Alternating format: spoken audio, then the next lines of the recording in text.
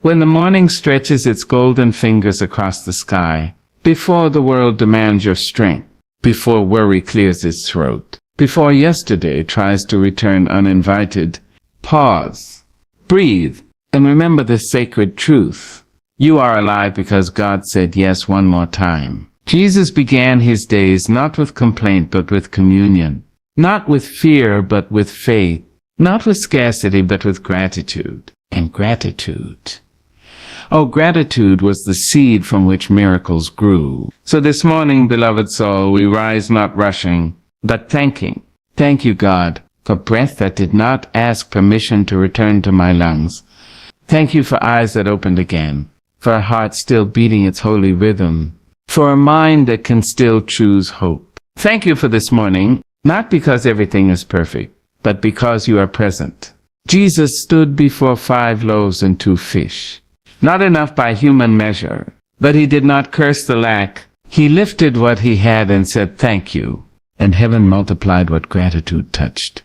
So today we lift what we have, small faith, tired hope, unfinished dreams, and we say thank you anyway. Thank you for the struggle that taught me strength. Thank you for the delay that taught me patience. Thank you for the closed doors that saved me from rooms where my spirit would have suffocated. This morning, Lord, teach us the power of appreciation before accumulation. Teach us to bless you before the breakthrough. Teach us to praise you before the proof. Because Jesus knew something this world forgets. Gratitude invites God into the moment. When we thank you, fear loosens its grip. When we thank you, peace takes its seat. When we thank you, heaven leans closer. So we thank you for today, sap is bread. Not tomorrow, sis, not next year.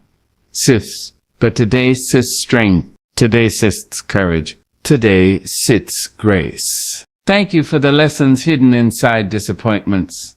Thank you for protection we never saw. Thank you for prayers you answered differently, because you knew better. God, this morning we choose abundance over anxiety. We choose faith over frenzy. We choose trust over tension. Like Jesus, we lift our eyes not to the problem, but to you. Multiply our peace. Multiply our clarity. Multiply our love. Multiply our discipline. Multiply our compassion. Multiply our blessings not just so we may receive, but so we may give. Let our words today heal and not harm. Let our steps be ordered and not hurried. Let our choices reflect wisdom, not wounds. As Jesus broke the bread, he broke it with purpose, not in anger, not in fear, but in confidence that you would provide more. Break what needs breaking in us, Lord. Break pride, break doubt, break habits that keep us small, and multiply what is good. Multiply our patience with difficult people. Multiply our courage to stand in truth. Multiply our joy that does not depend on circumstances. This morning we lay down the heavy backpack of yesterday, the regrets, the guilt, the what-ifs. We pick up gratitude instead. Because gratitude is light. Gratitude is powerful. Gratitude is holy. God, thank you for choosing us again today. Thank you for believing in us when we struggle to believe in ourselves. Thank you for walking with us even when we walk slowly. Like Jesus, we begin this day anchored in thanks, confident that what we place in your hands will never return empty. We step into this morning blessed, not because life is easy, but because you are faithful. And we say together, with humble hearts and hopeful spirits, Amen. Gratitude is not a quiet thing. It is not small. It is not weak. Gratitude is a force that moves heaven closer to earth. When a human heart lifts thanks before lifting demands, something eternal shifts. The air changes. The soul straightens its spine. The spirit remembers who it belongs to. Jesus understood the sacred law long before the world tried to measure worth by numbers. Standing before hunger, before need, before what looked like not enough, he did not curse the limitation. He did not complain about the crowd. He did not ask why abundance had not arrived sooner. He lifted his eyes, held what little there was, and gave thanks. And in that moment, gratitude became the bridge between scarcity and overflow. There is a lesson hidden there, for every morning we wake up feeling behind, tired, or uncertain. Gratitude does not wait for improvement. Gratitude creates it. When you thank God while your hands still feel empty, you declare that emptiness does not have the final word. You say to the universe, to your fears, to your doubts, I see what is missing, but I trust who is present. Too often, people believe gratitude is a reward for success. But gratitude is actually the beginning of it. It is the seed planted before the harvest dares to show its face. When you wake up and say thank you with a trembling voice, when your faith is still stretching, when your hope feels thin, you are practicing the same spiritual posture Jesus practiced. You are aligning yourself with the divine rhythm that turns little into much. Gratitude opens doors the key of effort cannot reach. You can work tirelessly, plan endlessly, and still feel stuck. But when gratitude enters the room, grace follows behind it. Gratitude tells God, I trust you with what I have, not just with what I want. And trust is magnetic. It draws favor. It invites peace. It makes room for miracles to breathe. There is something holy about thanking God in advance. It is a bold kind of faith. It says, I believe you are already at work, even if I cannot yet see the evidence. Jesus did not thank God after the bread multiplied. He thanked God before it broke open. That order matters. Gratitude first. Multiplication follows. When you thank God for what feels insufficient, you are not denying reality. You are declaring sovereignty. You are acknowledging that God's power is greater than your perception. You are saying that what you hold today is enough to begin, even if it is not enough to finish. And God only needs a beginning. Gratitude also changes the one who offers it. It softens the heart that has grown hard from disappointment. It heals the vision that has narrowed from too much pain. When you give thanks, your eyes begin to notice blessings that were always there but overshadowed by worry. The ordinary becomes sacred. Breath becomes a gift again. Time becomes mercy. Survival becomes testimony. Jesus knew that gratitude multiplies not only resources but peace. In a world that rushes to demand more, gratitude teaches the soul to rest. It calms the anxious heart and reminds it that God has never failed at being God. Gratitude slows the spirit enough to hear heaven whisper, I am with you, irritant Baal. And when peace multiplies, strength multiplies. When strength multiplies, courage multiplies. When courage multiplies, obedience becomes possible. Gratitude sets off a holy chain reaction that reaches far beyond material needs. It reshapes character. It steadies faith. It prepares the heart to receive without being destroyed by what it receives. Many people want multiplication without transformation. But Jesus showed us that gratitude transforms us first. So we are ready for what God is about to release. A grateful heart can carry blessing without arrogance. A grateful soul can handle increase without losing humility. Gratitude keeps the miracle from becoming an idol. Each morning you wake up as an invitation to practice this sacred principle. Before checking the weight of your problems, before measuring your bank account, before counting your losses, lift what you have and say thank you. Thank God for breath. Thank God for strength. Thank God for lessons learned the hard way. Thank God for protection you never noticed. Thank God for doors that closed because they would have broken you. When you do this, you are not pretending life is easy. You are proclaiming that God is faithful. You are choosing trust over tension. You are planting seeds in the soil of heaven, and heaven responds to seeds. Gratitude tells God, I believe you are enough. And when God hears that, he does what he has always done. He multiplies. Not always the way you expect, not always on your schedule, but always with wisdom, purpose, and love. So when the day feels heavy, thank him. When the future feels unclear, thank him. When the blessing looks small, thank him anyway. Because gratitude is not about the size of what you hold. It is about the size of your trust. Jesus lifted bread and thanked God, and thousands were fed. You lift your life and thank God, and generations can be changed. There is a kind of faith that waits politely in the corner, arms folded, eyes narrowed, saying, show me, and then I will believe. And then there's another kind of faith, quietly fierce, deeply rooted, that dares to say thank you before anything changes. The second faith is the one Jesus lived. It is the faith that understands God is not moved by proof but by trust. To thank God before the breakthrough appears is to stand on unseen ground and declare it solid. It is to praise in the dark, to sing while the night is still stretching, to bow your head when the evidence has not yet caught up with the promise. This kind of gratitude does not come from comfort, it comes from conviction. Jesus knew that waiting for results before giving thanks keeps the heart chained to circumstances, so he refused to do that. He thanked God when the stone was still on the tomb. He thanked God when the crowd was still hungry. He thanked God when the crowd was still hungry. He thanked God when the cross still loomed. His gratitude was not reactive, it was prophetic. It spoke to what was coming, not just to what was visible. When you thank God before the breakthrough, you step out of fear's shadow. Fear feeds on uncertainty, but gratitude starves it. Fear asks, what if it doesn't work out? Gratitude responds, God is already working. One voice trembles. The other stands firm. There will be mornings when you wake up and nothing looks different. The bills are still there. The diagnosis still stands. The prayers seem unanswered. This is where most people grow silent. But this is also where faith finds its voice. To say thank you here is not denial. It is alignment. You are aligning your heart with God's character rather than your circumstances. Thanking God early is an act of spiritual maturity. It says, I have walked with you long enough to know you do not abandon what you begin. It remembers past rescues, former healings, old deliverances.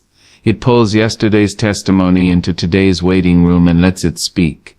Jesus understood timing better than anyone. He knew that heaven is never late but rarely early by human standards. So instead of rushing God, he rested in gratitude. Thanksgiving slowed his spirit enough to remain obedient, even when obedience was uncomfortable. There is power in praising God while your hands are still empty. Empty hands lifted in gratitude become open hands ready to receive. Closed fists of complaint block blessing, but open palms of thanks invite heaven's generosity. When you thank God before the breakthrough, you are declaring that your faith is not transactional. You are not saying, I'll praise you if you bless me. You are saying, I praise you because you are God. That kind of worship cannot be shaken. It does not depend on outcomes. It is rooted in relationship. And relationship changes everything. Jesus never treated God like a vending machine. He treated him like a father.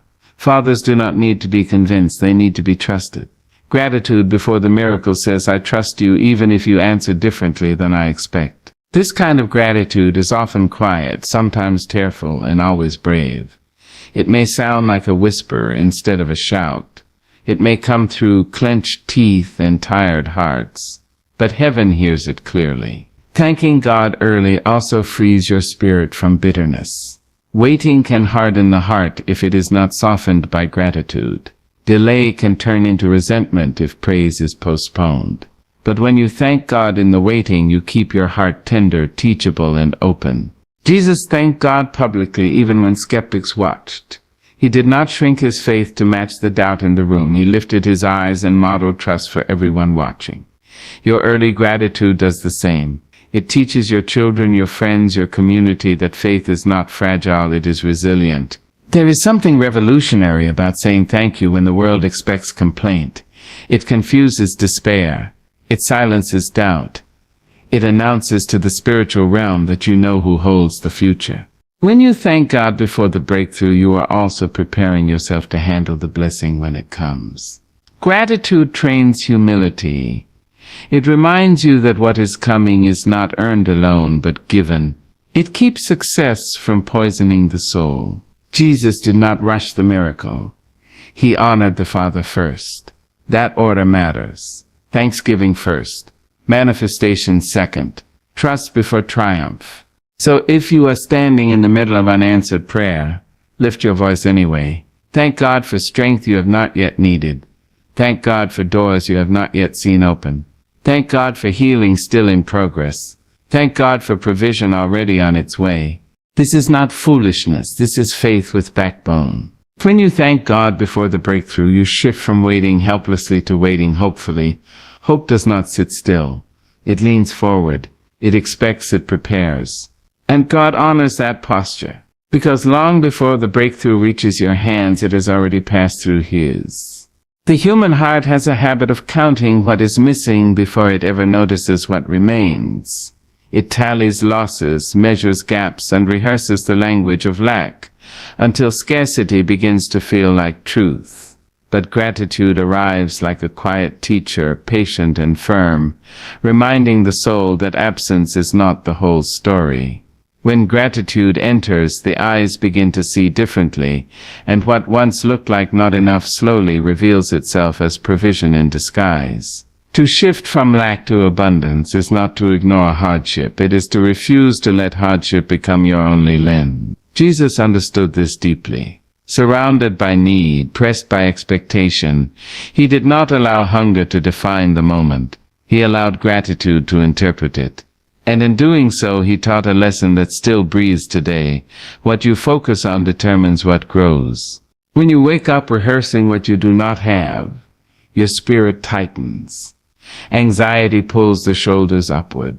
Fear shortens the breath. Lack shrinks the imagination.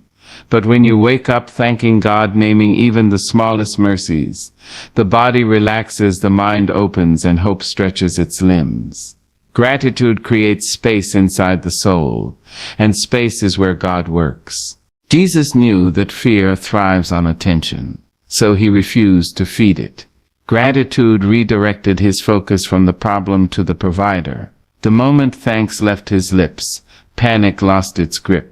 The crowd may have seen emptiness, but Jesus saw opportunity. Where others saw limitation, He saw a stage for divine generosity. Gratitude does not erase difficulty, but it reorders importance. It reminds the heart that God's presence outweighs any present problem. When gratitude takes the lead, fear is no longer in charge. Anxiety is demoted. Worry loses its voice. Peace does not arrive because the storm stops, but because trust takes the helm. This shift from lack to abundance begins internally. Long before circumstances change, the soul must change its language. Gratitude rewrites the inner dialogue. Instead of "I don't have enough," it whispers, "I am held." Instead of "I am behind," it declares, "I am guided." Instead of "I am afraid," it affirms, "I am not alone." Jesus did not teach abundance as accumulation. He taught it as awareness. True abundance is not measured by surplus, but by sufficiency. It is knowing that what you have is enough for this moment because God is with you in it. Gratitude sharpens that awareness until it becomes second nature. When you thank God regularly, you train your spirit to recognize blessings that once went unnoticed. The ordinary becomes extraordinary. The sunrise becomes a promise. Breath becomes a miracle. Time becomes a gift. Gratitude tunes the heart to a frequency where goodness can be heard clearly. Fear loses power when it is named but not obeyed. Gratitude names fear without surrendering to it. It says, "I see you, but you will not lead." Jesus did not deny the hunger of the crowd. He simply refused to let hunger dictate the outcome. Gratitude anchored Him in confidence, not chaos. Anxiety thrives on the future, rehearsing disasters that may never arrive. Gratitude grounds the soul in the present, where God's grace is always available. When you thank God for now, you interrupt worry's favorite habit, anticipating loss. Gratitude pulls the mind back to the safety of this moment, where breath still flows and mercy still stands. Jesus knew that peace is a choice before it is a feeling. He chose gratitude as the pathway to that peace, and peace multiplied His effectiveness. A calm spirit sees clearly. A peaceful heart acts wisely. Gratitude steadies the hands and sharpens the vision. The shift from lack to abundance also restores dignity. When you live focused on what is missing, you begin to feel incomplete. But gratitude affirms worth. It says, "I am already enough to be loved." Jesus never approached God as if He were desperate. He approached Him as a son. Gratitude reinforces that identity. In a world that profits from dissatisfaction, gratitude becomes an act of quiet rebellion. It refuses to be manipulated by fear. It resists the pressure to measure life by comparison. Gratitude stands firm and says, "What I have is sufficient for my assignment." Jesus' gratitude did not make him passive, it made him powerful. Abundance thinking fuels generosity. When fear is gone, sharing becomes possible. Gratitude loosens the grip on possessions and opens the hand to serve. The miracle multiplied because the heart was not clenched. Each time you thank God, you practice freedom. You free yourself from the tyranny of not enough. You free yourself from the exhausting chase for validation. You free yourself to rest in trust. This shift does not happen overnight. It is a daily discipline, a morning choice. Again and again you choose gratitude over grumbling, trust over tension, faith over fear, and slowly the soul learns a new posture. Jesus showed us that abundance begins in the heart long before it appears in the hands. Gratitude is the door, peace is the pathway, and fear, once so loud, fades into silence. When gratitude leads, lack loses its authority. When thanksgiving rises, abundance responds. There is a quiet courage required to place what you have into God's hands without apology or explanation. It is the courage to stop measuring your offering against someone else's abundance. It is the courage to believe that what feels small to you is still sacred to God. Jesus modeled this courage when he lifted what looked insufficient and trusted heaven to complete what human effort could not. Offering what you have is an act of humility, and humility is never weakness. It is clarity.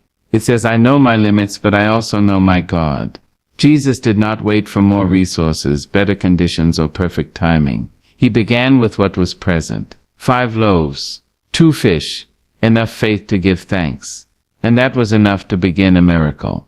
Many people delay obedience because they believe they must first become more skilled, more confident, more prepared. But Jesus taught that readiness is not about abundance, it is about willingness. God does not ask for what you do not have. He asks for what you are holding back. There is holiness in starting where you are. The world often demands perfection before participation. But God invites progress. When you bring what you have, your limited strength, your partial understanding, your trembling faith, you invite divine partnership. God never competes with your effort, he completes it. Jesus understood that surrender is the doorway to multiplication. Control keeps things contained. Surrender releases them. When he placed the bread into God's hands, he acknowledged that human effort had reached its limit. That acknowledgement did not end the story, it unlocked the next chapter. Offering what you have also frees you from the burden of comparison. Comparison steals joy and paralyzes purpose. Jesus did not compare his resources to the size of the crowd. He compared his need to God's ability. That shift changes everything. God is not impressed by size. He is moved by trust. A small offering given freely carries more power than abundance held tightly. When you release what you have, you declare that your security does not rest in your supply, but in your source. Jesus did not ask the disciples to create more bread. He asked them to distribute what was blessed. Their job was obedience, not multiplication. The same is true for you. Your responsibility is not to perform miracles, but to place your life where miracles can happen. There is peace in knowing what belongs to you and what belongs to God. You offer, God multiplies. You step forward, God makes the way. You speak, God moves hearts. You plant, God gives the increase. Offering what you have also confronts fear. Fear whispers that if you give, you will have less. Faith responds that if you give, God will provide. Jesus trusted this truth with his actions, not just his words. This principle applies far beyond resources. You offer patience when patience feels thin. You offer kindness when energy feels low. You offer forgiveness when wounds are still tender. You offer obedience when answers are incomplete. God meets each offering with grace. Jesus showed that obedience does not require full understanding. It requires trust. He did not explain the miracle to the disciples beforehand. He simply involved them. Their hands learned faith by doing, not by knowing. When you offer what you have, you also grow. Faith muscles strengthen with use. Courage expands with each step taken despite uncertainty. Confidence builds not from success but from surrender. God does not waste offering. What you bring in honesty, He receives with intention. Nothing surrendered is lost. It is transformed. Jesus broke the bread before it multiplied. There is a breaking that precedes blessing. Sometimes what you offer must be humbled before it can be expanded. Pride resists this process, but humility embraces it. Breaking does not mean destruction, it means preparation. God often reshapes what we give so it can serve more effectively. When you trust Him with the breaking, you make room for growth. Offering what you have also aligns you with God's rhythm. You move from striving to trusting, from hoarding to sharing, from fear to faith. Life becomes less about protecting what you have and more about participating in what God is doing. Jesus did not cling to what was given. He released it. That release fed thousands. Imagine what might happen if you trusted God with what you are holding too tightly. Each day presents opportunities to offer what you have. A listening ear, a gentle word, a faithful step. These offerings matter. God multiplies obedience in ways you may never fully see. When you offer what you have, you step into partnership with heaven. You acknowledge that your role is important but not ultimate. God does the work you cannot do. Jesus showed us that the miracle does not begin with abundance, it begins with availability. And availability is a choice. So bring what you have, not tomorrow's strength, not someone else's gift, yours, today. Place it in God's hands and trust Him to do what only He can do. Morning is more than a time on the clock, it is a doorway. It is the soft opening of possibility, the quiet pause before the world begins its asking. What you carry through that doorway matters. Jesus understood that how the day begins often determines how the day unfolds. He chose to begin not with haste but with harmony, not with worry but with worship. And in that choice, victory was already planted before the battle ever appeared.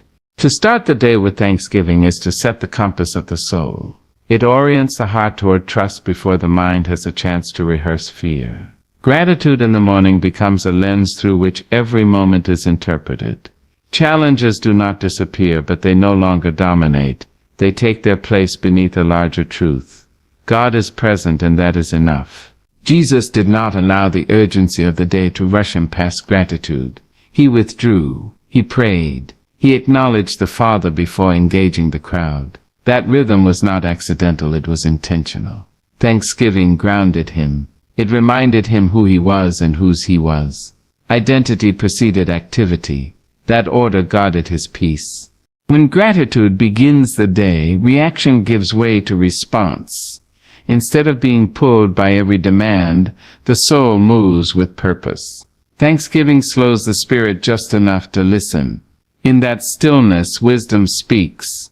A thankful morning builds resilience. It prepares the heart for disappointment without despair and for success without arrogance. Gratitude becomes a stabilizer, keeping the soul steady regardless of circumstance. Jesus faced criticism, pressure, and misunderstanding, yet he remained centered because his foundation was secure. Morning gratitude also shapes behavior. When the day starts with thanks, kindness flows more easily. Patience stretches further. Compassion responds quicker. Thanksgiving softens the edges of human interaction. It reminds us that everyone we encounter is fighting battles unseen. Jesus' victories were not only miraculous, they were moral. He overcame temptation because his heart was already aligned. Gratitude anchored him to purpose. When you begin the day thankful, you are less vulnerable to distraction and compromise. You remember what truly matters. The morning sets a tone much like the opening note of a song. Gratitude establishes the melody. Without it, the day can sound dissonant, rushed, chaotic. With it, even difficult moments find harmony. Thanksgiving in the morning also nurtures trust. It trains the heart to rely on God before relying on self. Jesus did not depend on his own strength alone, he leaned into divine guidance. Gratitude was his invitation for God to lead. Starting the day with thanksgiving transforms routine into ritual.